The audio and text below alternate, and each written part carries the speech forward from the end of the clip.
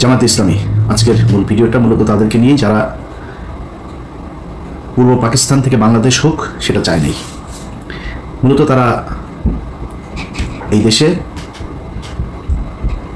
যে স্বাধীনতা পরবর্তী সময় সেই দেশে বসবাসের অযোগ্য, তারা বাংলাদেশের একটা অপশক্তি, পাকিস্তানি অপশক্তি।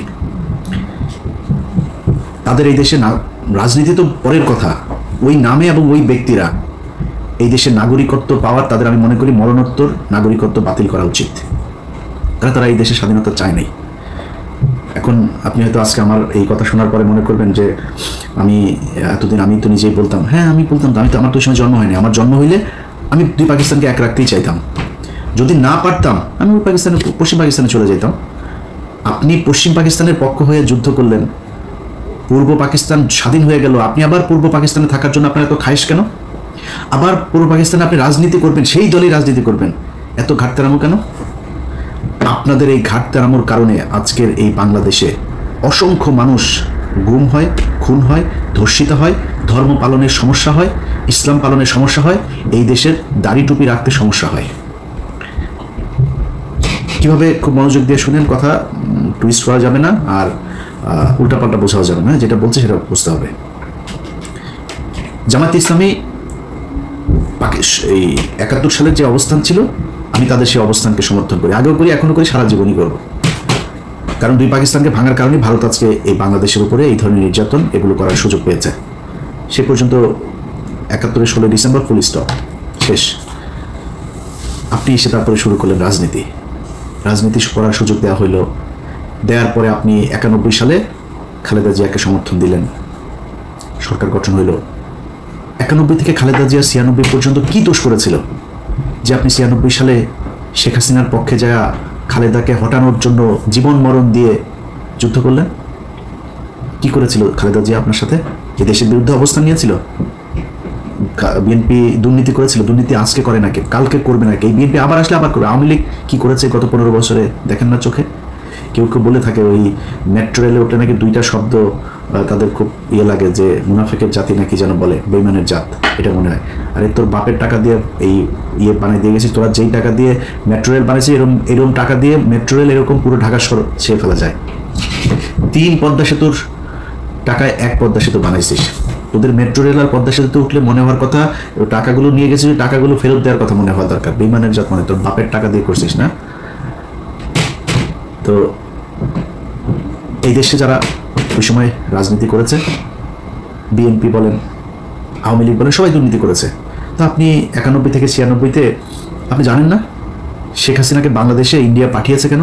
৯১-তেই তো ইন্ডিয়া তাকে বসাতে চেয়েছিল, পারে নাই, ৯৬-তে বসাবে।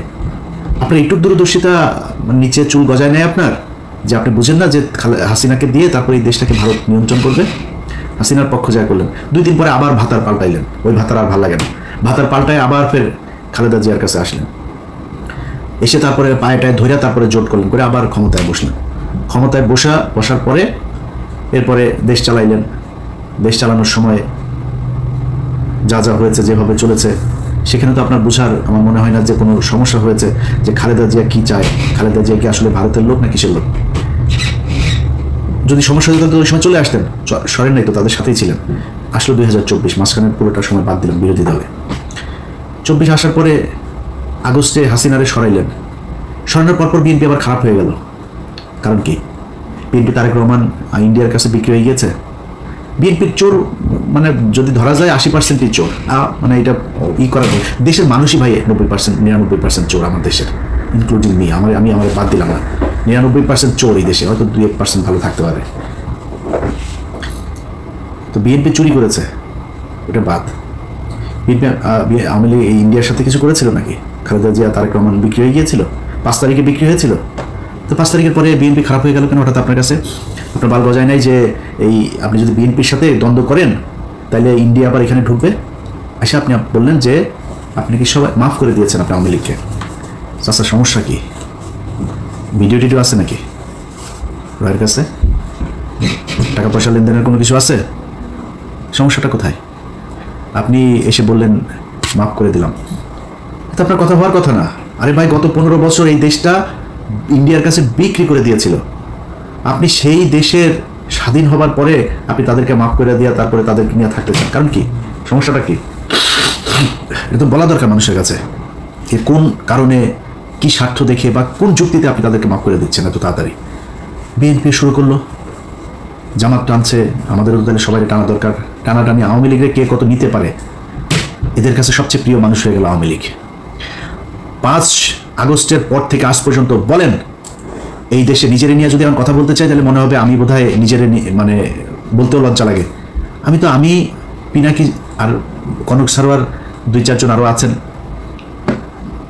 এদের বাইরে আর কারোর তো আমি দেখি না যারা কিনা ইন্ডিয়ার ব্যাপারে একদম জিরো টলারেন্স নিয়ে তারপরে কোনো কথা বলছে বা কোনো কাজ করছে, কাউরে দেখি না। তো আপনি এদের কাছে নির্যাতিত হইলেন, এতটা দিন ধরে নির্যাতিত হইলেন, এদের ব্যাপারে আপনার কোনো সমস্যা নেই, কোনো অভিযোগ নাই। আমরা ফাইন্ড আউট করে দিলাম যে এই ব্যক্তি এই প্রতিষ্ঠানগুলো ইন্ডিয়ার ওয়ার করেছে, ওকে কাজ করেছে। আপনিও তাদেরকে নিয়ে বসায়, স্টেজে বসায় তারপরে বক্তব্য শোনাবেন। পিছনে দেখে ওই যে শফিকুল ইসলাম মাসুদ চোখ বন্ধ করে মনে হয় বিশাল ধ্যানে আছে, মানে ওর বাপ ওই সন্তোষ শর্মা বক্তব্য দেয়, ওর বাপের বক্তব্য শোনা মধুর, মানে স্টেজে দাঁড়ায় রয়েছে, পিছনে বডিগার্ডের মতো, সরারদি বডিগার্ড শেখ মুজিবের মতো ওইভাবে দাঁড়ায় আছে।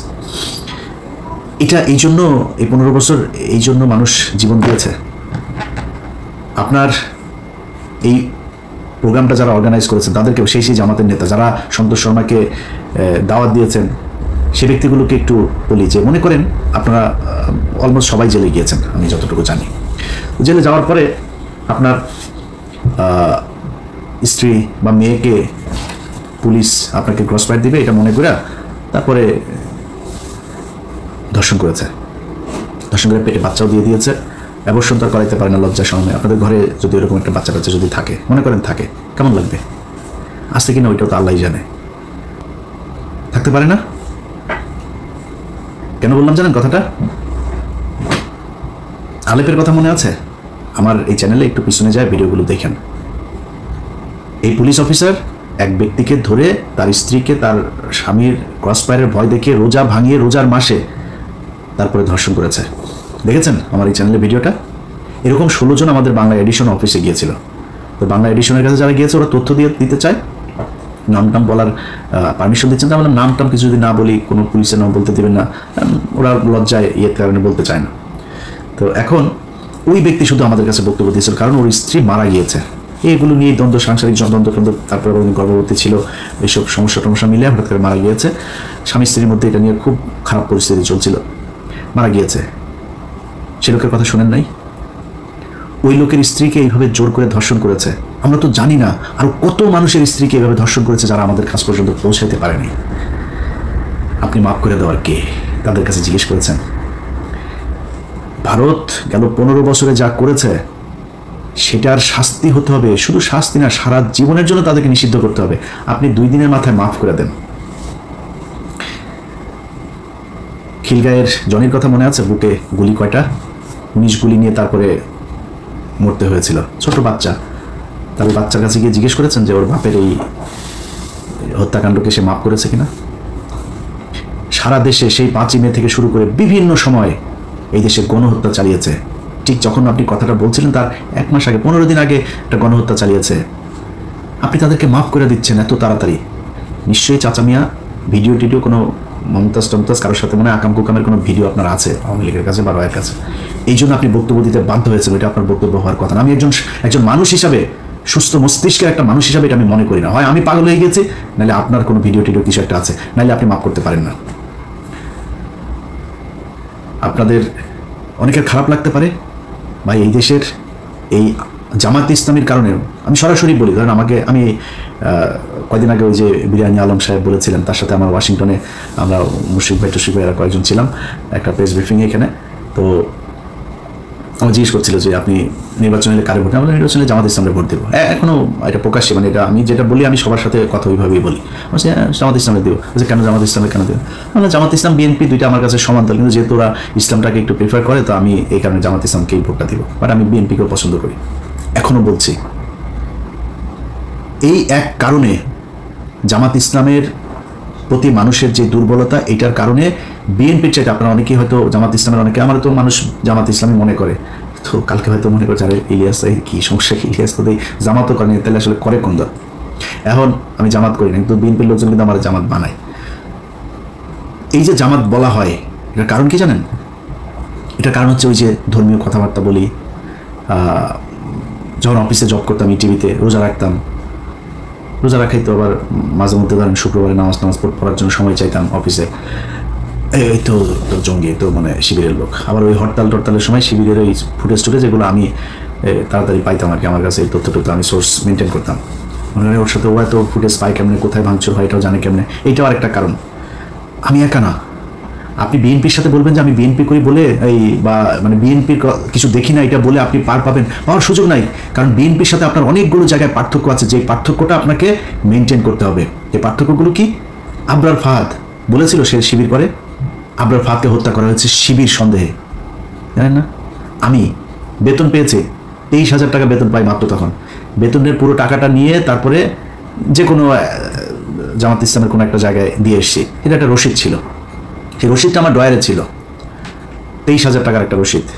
23,800 টাকা বেতন পাইতাম তখন, 800 রেখে দিয়েছিলাম, 23,000 টাকার রসিদটা দিয়েছিলাম। তো আমি যেহেতু ঢাকা শহরে আমার যেহেতু মানে নিজের বাবার বাড়িটাই আছে, আমার যেহেতু মানে ভাড়া দিতে হয় না, আমি অফিসে অন্যদের চাইতে একটু রিল্যাক্স থাকতাম, কোনো বাজার টাজার কোনো কিছু আমার কোনো ঝামেলা ছিল না। তো আমি ওই টাকাটা দিয়েছিলাম। তো আমি ইটিভি থেকে আমাকে যখন চেয়ারম্যান যখন জেলখানায় গেল, তখন আমার ড্রয়ার তো আমি কোনো জিনিসপত্র কিছু নিয়ে আসার সুযোগ পাইনি, আমি আর অফিসে যাইনি, আমার ওইখানেই খুঁজে এগুলো পেয়েছিল। ওই রসিদটা নিয়ে ডিবির মনিরের কাছে দিয়ে এসেছিল আমাদের 21 টেলিভিশনের অখিল পোদ্দার। আমার অনেক ঝামেলা হয়েছে ভাই, শুধুমাত্র এই জামাতের পক্ষে কথা বলা কিংবা জামাতের মতো করে কথা বলার কারণে। এই দায় আপনাদেরকে নিতে হবে। আবরার ফাহাদ মারা গিয়েছে, এই দায় আপনাকে নিতে হবে। আপনি ইসলাম নিয়ে রাজনীতি করেন, এই জন্য আপনার নামে যাদেরকে ফজরের নামাজ পড়তে যাওয়ার কারণে জঙ্গি বানিয়ে শিবির ট্যাগ দিয়ে তারপরে ফাঁসি দেওয়া হয়েছে, ক্রসফায়ার দেওয়া হয়েছে, যাদের স্ত্রীদেরকে ধর্ষণ করা হয়েছে, এর সব দায় জামাত ইসলামকে নিতে হবে। এই জন্য আপনার দায় অনেক বেশি বিএনপির চাইতে। বিএনপি তো ভাই খালি খালেদা জিয়া, তারেক রহমান, জিয়া পরিবার বাদ দিলে বিএনপির 90% মানুষের সাথে আওয়ামী লীগের কোনো পার্থক্য নাই। আপনি যদি নাকি এই ভারতের ইস্যুটার সামনে নিয়ে এসে যদি বলেন, ভাই বিএনপির বহু মানুষ আছে। এই যে সালাউদ্দিন দেখেন না, সালাউদ্দিন ইন্ডিয়াতে ধরে নিয়ে গিয়েছিল, আমরা জানি, ধরে নিয়ে যে তাকে গুম করেছিল, ওই গুম হয় নাই, ওই বাংলাদেশের মানুষকে গুম করছিল। ইন্ডিয়াতে বসে আসে আমাদের সাথে ফোনে কথা বলে, আমার সাথে অনেকবার কথা হয়েছে, ইন্ডিয়াতে বসে থেকে কথা বলে আমার সাথে, অনেক ইনস্ট্রাকশন দিত, ভাই এরকম করে এরকম এই সেই। আমি খুব অবাক হইতাম যে ইন্ডিয়াতে বসে সে কথা বলে, তারে কিছু বলে না। তখন কিন্তু আমরা এটা নিয়ে আলোচনা করতাম যে সমস্যা, এরা আসলে ইন্ডিয়া নিয়ে গিয়েছে ভাব ধরানোর জন্য, সে আসলে রয়েরই লোক, ওইখানে নিয়ে তাকে ট্রেন আপ করা হচ্ছে বিএনপিকে, যাতে সে দেশে গিয়ে তারপরে সার্ভিসটা দিতে পারে। সেই সার্ভিস এখন এসালাম টেসালাম এদের সবাইকে বাঁচায় সালাউদ্দিন শেয়ার দিচ্ছেন। তো বিএনপিকে যদি আপনি তারেক রহমান, খালেদা অর্থাৎ জিয়া পরিবারের বাদ দেন, আমি জানি না ভাই কয়জন খুঁজে পাবেন সেখানে ইন্ডিয়ান লোক। মির্জা ফখরুল এই দলের দ্বিতীয় পার্সন, তার মতো লোক ভারতীয় এজেন্ট। এরপরে আর কে কোথায় আছে আমরা জানি, এটা নিয়ে আজকে কথা বলছি না, যেহেতু আজকে ওটা বাদ। তো মানুষের প্রত্যাশা জামাত ইসলামের উপরে অনেক বেশি, বিশেষ করে ভারতের ক্ষেত্রে, কারণ ভারতের সাথে আপনারা 71-এ হেরেছেন। এই গত কয়েক বছরে আপনাদের কয়েকজনকে হত্যা করা হয়েছে। 15 বছর আপনাদের যেসব শিবিরের ছেলেপেলে আছে, জামাতের লোকজন আছে, তাদেরকে প্রচণ্ড কষ্ট নির্যাতন সহ্য করতে হয়েছে। এই কষ্ট আপনাদের উপরের এই তাহের ঠাকুরের মতো, এই তাহের মিয়ার মতো এরকম 2-4 জন রয়ের এজেন্টকে নিয়ে আপনি এই পুরো দেশের সব মানুষকে বিপদে ফেলতে পারেন না।